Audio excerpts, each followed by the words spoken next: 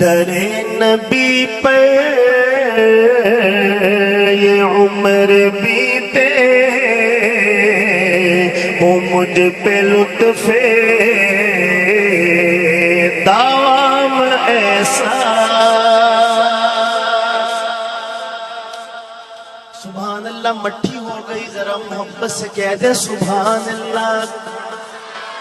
در نبی پر یہ عمر بیتے ہو مجھ پہ لطف دوام ایسا کہ مدینے والے کہے مقامی وہ ان کے در پر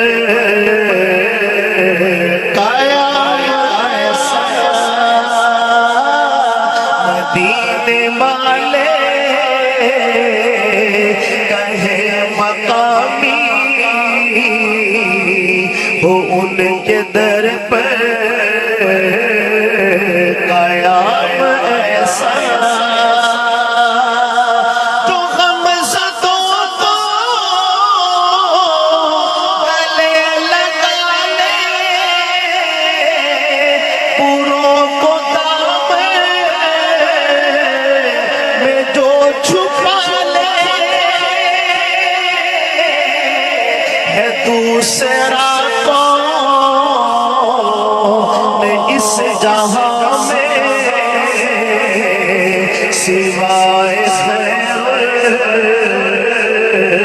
انام ایسا. لبوں پہ نام نبی جب آیا گریز پہاڑ سوکھ پا.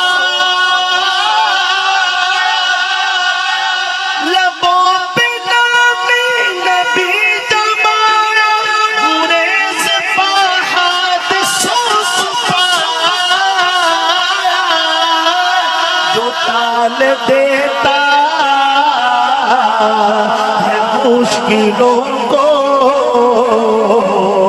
میرے نبی کا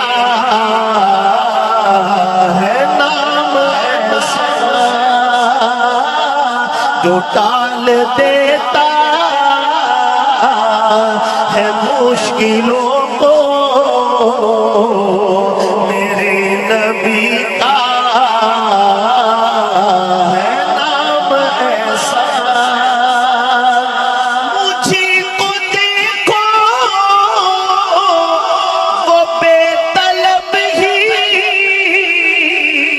نوازتے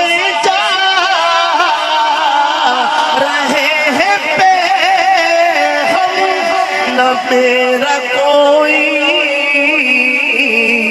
عمل ہے ایسا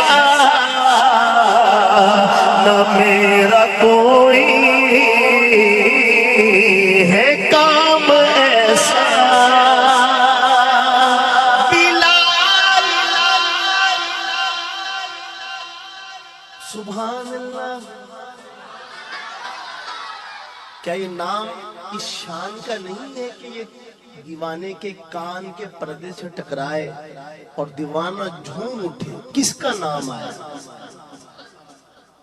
کون سا بلال؟ میں ایک دفعہ پھر پڑھتا ہوں یہ نام اور پتہ چلنا چاہیے کہ آپ جاگ رہے ہیں اور دیوانے بن کے جاگ رہے ہیں. بلال تجھ پر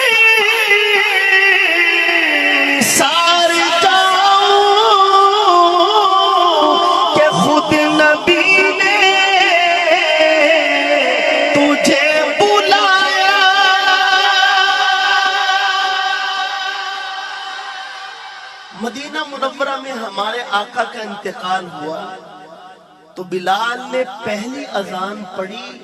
انتقال کے بعد وہ ظہر کی اذان تھی اور جب بلال یہاں پہنچے اشہد ان محمد رسول اللہ ہچکی بن گئی.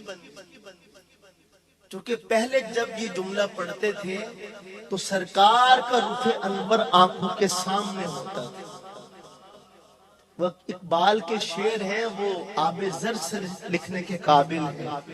اقبال کہتا ہے وہ آستان نہ چھوٹا تجھ سے ایک دم کے لیے، کسی کے عشق میں تو نے مزے ستم کے لیے، جفا جو عشق میں ہوتی ہے وہ جفا ہی نہیں، ستم نہ ہو تو محبت کا کچھ مزہ ہی نہیں، ادائے دید سراپا نیاز تھی تیری، جاگنا سہنا والو، ادائے دید سراپا نیاز تھی تیری، کسی کو دیکھتے رہنا نماز تھی تیری۔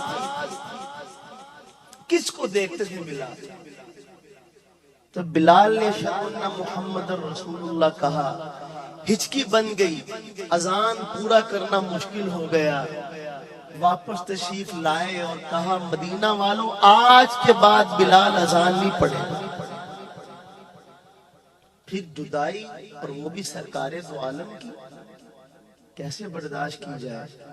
یہاں سے ہجرت کر کے دمشق چلے گئے تو سرکار نے خواب میں بلال سے فرمایا کہ بلال یہ کیسی بے وفائی ہے، تم تو کبھی ملنے بھی نہیں آتے۔ تو بلال بھاگم بھاگ حاضر ہوئے مدینہ طیبہ میں اور سرکار کی قبر پہ آ کے گر گئے۔ کچھ ہوش آئی تو اہل مدینہ جمع ہو گئے، بلال بڑے عرصے بعد آپ تشریف لائے ہیں، ذرا ہمیں سرکار کے زمانے والی اذان تو سنائے۔ بلال نے کہا تم جانتے ہو میں اذان نہیں پڑھتا۔ لوگوں نے کہا کوئی سفارشی ڈھونڈو جن کی بات کو بلال ٹال نہ سکے۔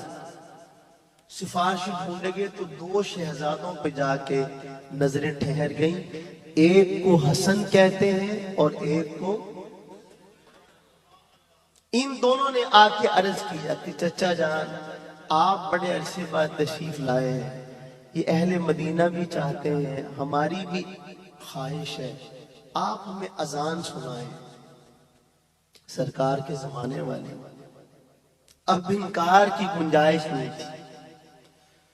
بلال پھر چڑھے اس چبوترے پر، اور جب بلال کی آواز گونجی مدینہ طیبہ کی فضاؤں میں، تو کتابوں میں لکھا ہے کہ لوگ یا تو اس دن روئے جس دن سرکار کا انتقال ہوا تھا، یا آج کا دن تھا جس دن بلال نے اذان کہی۔ مرد عورتیں بچے بوڑھے سب مسجد نبوی کے دائیں بائیں جمع تھے، اور لوگ کہنے لگے کہ مؤذن رسول تو آ گئے ہیں، شاید کہیں سے رسول بھی آ گیا ہے۔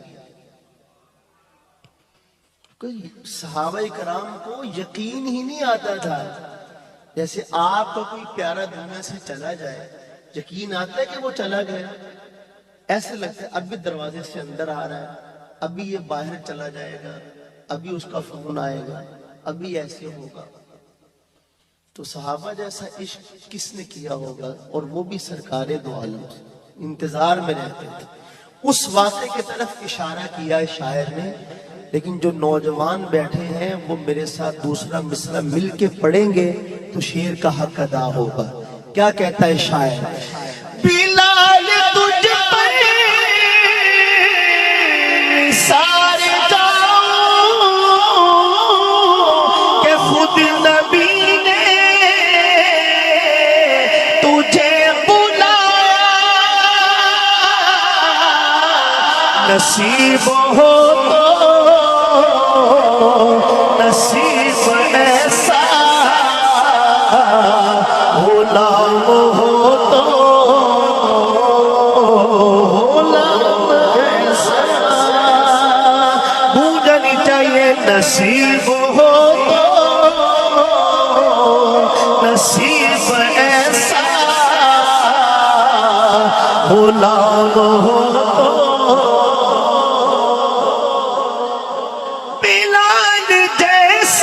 نصیب ہو تو نصیب ایسا غلام ہو تو غلام ایسا۔ نماز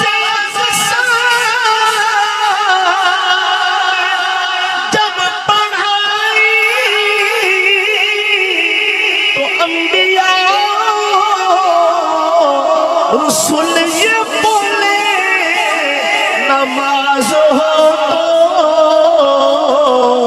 نماز ایسی،